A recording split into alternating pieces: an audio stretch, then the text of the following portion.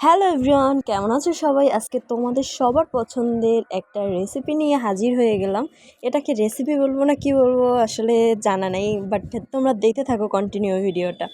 এই যে দেখো কি সুন্দর আমগুলো, দেখলেই তো হচ্ছে জিভে জল চলে আসে।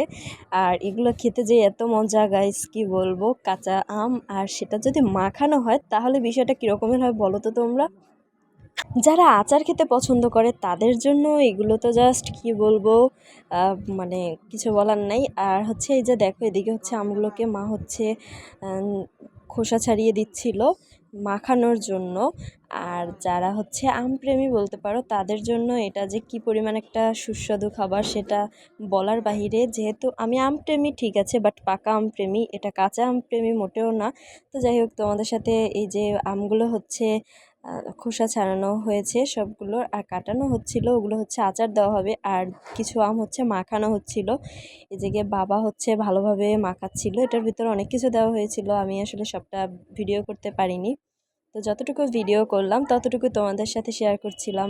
এই যে দেখো হচ্ছে চিনি দেওয়া বাকি ছিল, চিনিটাও অ্যাড করে দেওয়া হলো, আর সাথে হয়তো মরিচ আর অনেক কিছু আইটেম দেওয়া হয়েছে। এখন এটাকে ভালোভাবে হচ্ছে মিক্সড করা হচ্ছিল। এটাকে যতভাবে মানে ভালোভাবে মিক্সড করা হবে ততই খেতে অসাধারণ লাগবে। আর এখন আমি একটু খেয়ে দেখছিলাম যে আসলে হচ্ছে মিষ্টি কতটা হয়েছিল। তো যাই হোক, এটা খেতে ভীষণ টেস্টি হয়েছিল। আর এই যে দেখো ফাইনাল লুক কেমন হয়েছিল জানিও কিন্তু। তো থ্যাংকস ফর ওয়াচিং, টাটা।